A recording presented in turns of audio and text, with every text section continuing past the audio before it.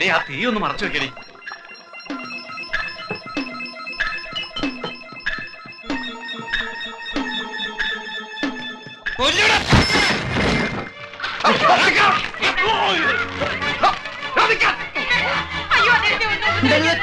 കഴുത്ത് കണ്ടിച്ചാണ്.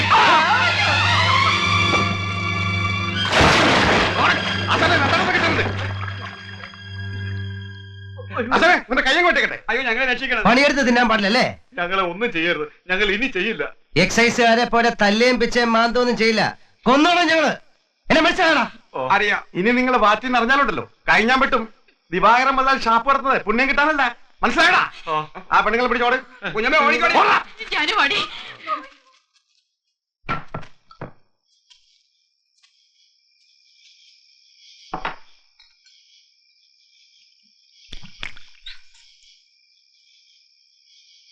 ആശാനെ ദോഷം പറയരുതല്ലോ. നമ്മുടെ മുതലാളി ഉണ്ടാക്കുന്നതിനേക്കാൾ നല്ല അസല് ചാരായം.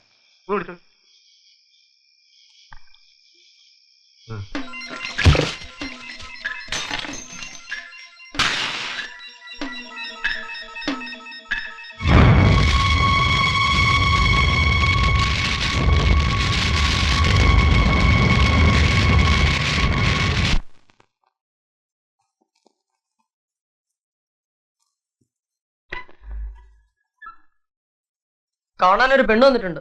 പെണ്ണോ?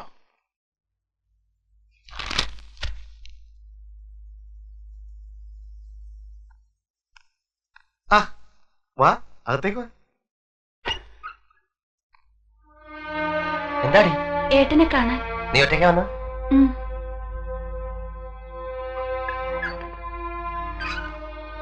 എന്താ ഏട്ടാ ഇതൊക്കെ?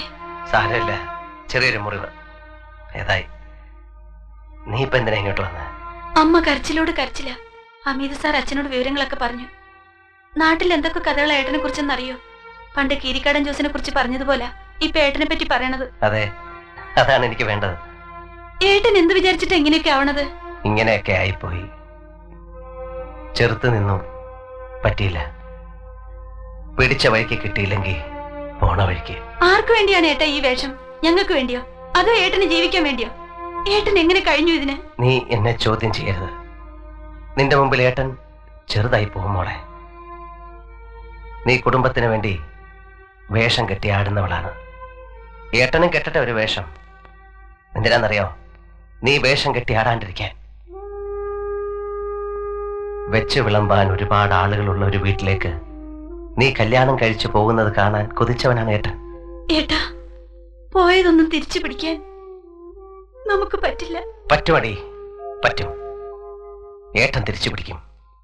അമ്പികേട്ടത്തെ, നീ, രമേശൻ, നിങ്ങളൊക്കെ നന്നായി കാണണം ഏട്ടന്. അതിനുവേണ്ടി ഞാൻ എന്തും ചെയ്യും, എന്തും. കരയരുത്, നീ സമാധാനമായിട്ടിരിക്കെ. ഇനി എന്റെ മോള് നാടകത്തിന് പോകണ്ട. അമ്മ ഇപ്പൊ വന്ന് കാണാൻ എനിക്ക് ബുദ്ധിമുട്ടുണ്ട്. അമ്മയെ നീ പറഞ്ഞ് സമാധാനിപ്പിക്കണം. അച്ഛൻ ദേഷ്യത്തിലാണല്ലേ? കുടിച്ചു വരുമ്പോ ഓരോന്നൊക്കെ വിളിച്ചു പറയും. അല്ലെങ്കിൽ വെറുതെ ഓരോന്ന് ആലോചിച്ചിരിക്കണ കാണാം. പാവം, ആരായിരുന്നു നമ്മുടെ അച്ഛൻ? അച്ഛൻ കുടിക്കുന്നതുകൊണ്ട് നീ ദേഷ്യപ്പെടുകയൊന്നും ചെയ്യരുത്. ഉള്ളി നീറി എരിയുമ്പോഴാണ് കുടിക്കാൻ തോന്നുക. എന്നാ ഇനി താമസിപ്പിക്കണ്ട. കമ്പനിയുടെ ജീപ്പ് ഉണ്ട്, കൊണ്ടുവിടാം. വേണ്ട ഏട്ടാ, ഞാനൊരു ഓട്ടോ വിളിച്ചു പൊയ്ക്കോളാം.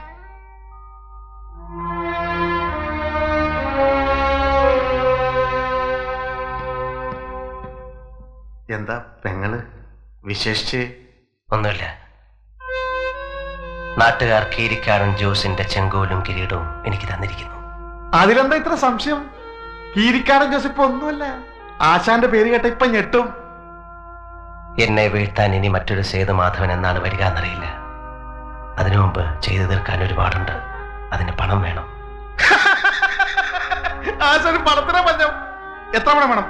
ഒന്ന് മൂളിയാ മതി. ഒരു ബാറും ഹോട്ടലും നടത്തുന്നതിന്റെ ബുദ്ധിമുട്ട് എന്താണെന്നറിയൂ? അതും രാമപുരം പോലുള്ള ഒരു ചെറിയ ടൗണിൽ. സഹകരണം എപ്പോഴും ഉണ്ടാവണം. ഒരു പൈനും കൂടെ പറയട്ടെ. വേണ്ട, പോയിട്ട് ധൃതയുണ്ട്. ഞങ്ങള് മുതലാളി ഒന്ന് നേരിട്ട് കാണാൻ വേണ്ടി വന്നതാ. എന്താ കാര്യം? നിസ്സാര കാര്യ. ആശാനൊരു അത്യാവശ്യം. ഇച്ചിരി കാശിന്റെയാ. നമ്മള് വേണ്ടപ്പെട്ടവരോട് ഇത് ചോദിക്കാൻ പറ്റൂ? എത്ര കാശാ? കുറച്ച് കാശ് മതി, ഒരു 10,000 രൂപ. 10,000 രൂപയൊന്നും തരാൻ എൻ്റെ ഇല്ല. ആശാനെ, ഒരു 5,000 രൂപ മുതലാളി ഇപ്പൊ തരും, ബാക്കി പിന്നെ എപ്പോഴെങ്കിലും, അല്ലേ? ഞാനിപ്പോ എന്താ പറയാ? ഒന്നും പറയണ്ട, ഇപ്പൊ 5,000 രൂപ കൊടുത്താൽ മതി. നമ്മൾ അങ്ങോട്ടും ഇങ്ങോട്ടും വേണ്ടവരാ, അറിയാലോ. പോടാ. ഇരിക്കാശാനെ, അപ്പോഴൊക്കെ ദേഷ്യം വന്നു.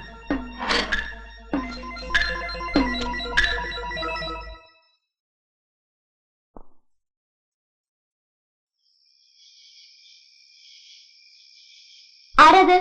ഞാനാ. ആരാടി?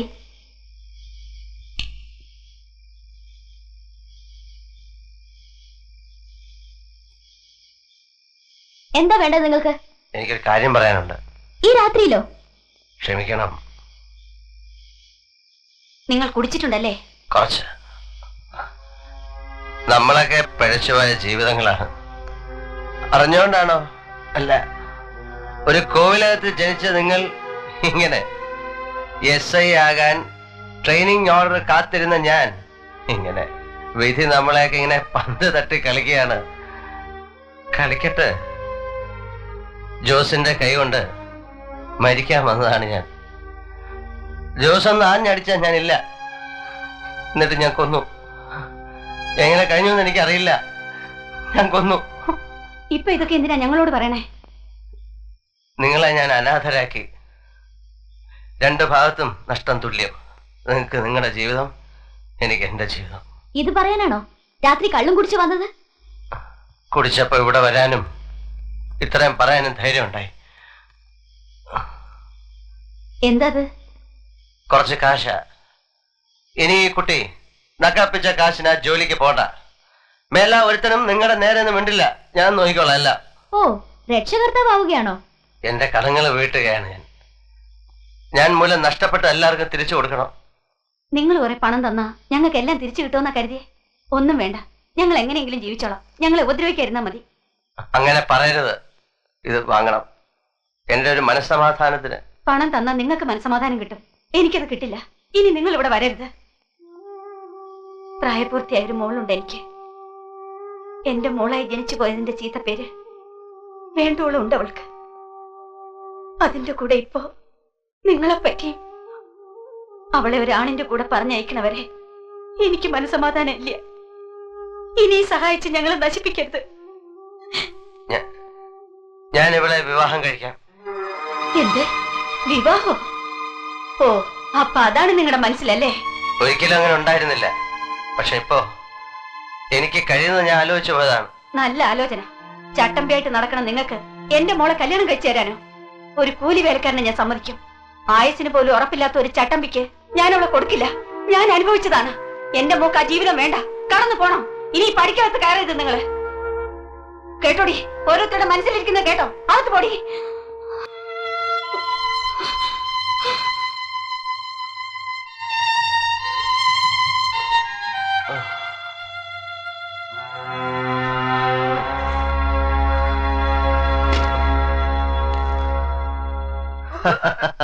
വേറെ ജോലിയോ?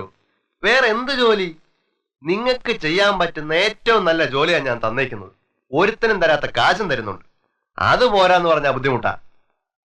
ഇനിയിപ്പോ നിങ്ങള് നമ്മുടെ ഒരാളായിട്ട് വെറുതെ ഇരുന്നാ മതി. ഇപ്പൊ രാമപുരം റേഞ്ച് ക്ലീനായി. ഷാപ്പുകളിലൊക്കെ നല്ല കച്ചവടമുണ്ട്.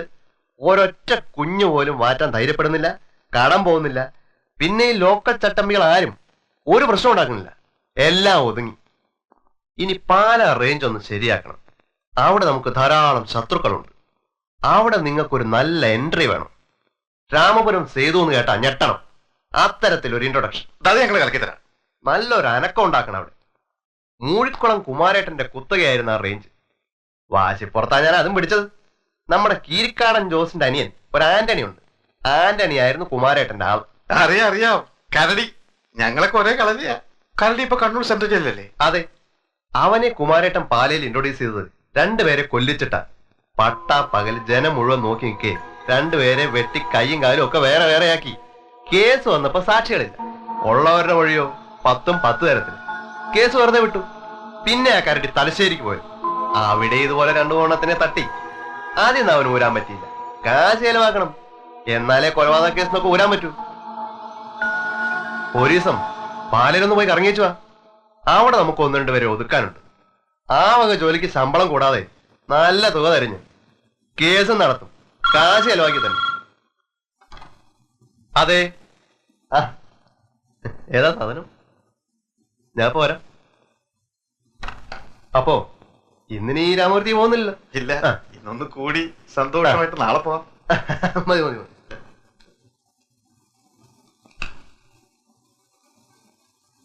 എന്നാണ് നമുക്ക് പാലയ്ക്ക് പോകേണ്ടത്?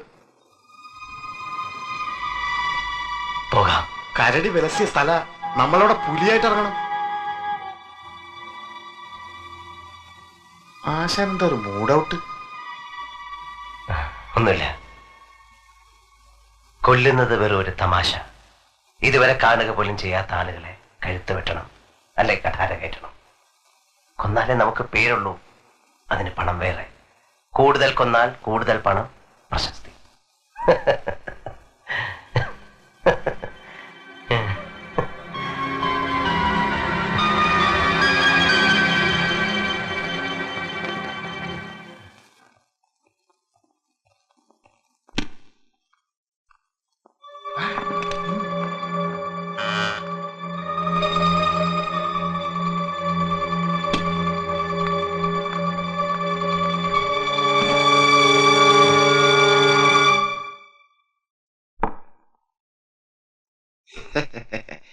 ഞാൻ പറഞ്ഞതാ. സാധനം എങ്ങനെയുണ്ട്?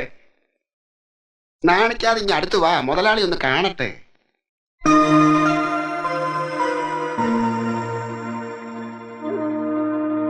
ഇവളെ ഞാൻ എവിടെയോ കണ്ടിട്ടുണ്ടല്ലോ. അത് ശരി, ഇതിനു മുമ്പ് പരിചയപ്പെട്ടിട്ടുണ്ടല്ലേ? സേതുമാധവന്റെ പെങ്ങളല്ലേ? എന്നെ ഓർമ്മയുണ്ടോ? അവനിവിടെ ഉണ്ട്, ഈ ഹോട്ടലിൽ. ഈശ്വരാ, എനിക്ക് പോണം. ഏട്ടൻ അറിഞ്ഞ? ഓ പിന്നെ, ചേട്ടനെ അറിഞ്ഞ അങ്ങ് ഒഴിഞ്ഞു പോയിക്കോളും. അങ്ങനെ ആ ബുദ്ധിയുള്ളവര്. നീ അങ്ങോട്ട് അടുത്ത് ചെന്നിരുന്നേ, ഇതൊക്കെ അങ്ങോട്ട് ഒഴിച്ചു കൊടുക്ക്. ആ ചെല്ലേ ചെല്ലേ. എനിക്ക് പോണം. ഞാൻ വേറെ ദിവസം വരാം. നീ പേടിക്കൊന്നും വേണ്ട, അവൻ ഇങ്ങോട്ടൊന്നും വരാൻ പോകുന്നില്ലെന്നേ. ഇന്നും നാളെയും നമ്മൾ ഈ റൂമിൽ നിന്ന് പുറത്തോട്ട് ഇറങ്ങുന്നില്ല, പോരെ? അറിഞ്ഞാ തന്നെ റിഹേഴ്സലാന്നങ്ങ് പറയണം. ആ താൻ പോ, എന്നിട്ട് വേണം ഞങ്ങൾക്ക് വാതിലടയ്ക്കാൻ. തന്തയ്ക്ക് പറക്കാത്തോടെ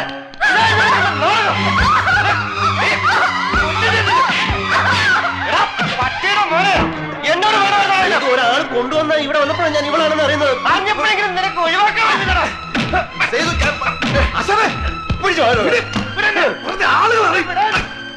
പെങ്ങളെ തേവടിച്ച് ഞാനാണ് അവിടെ കുറ്റക്കാരൻ.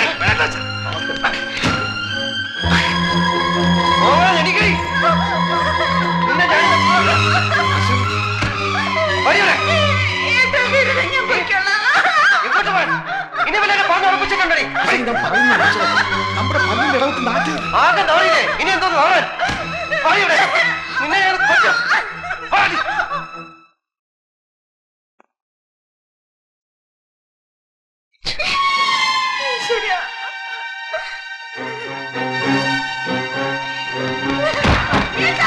തുറക്കാൻ, വാതില് തുറക്കാൻ.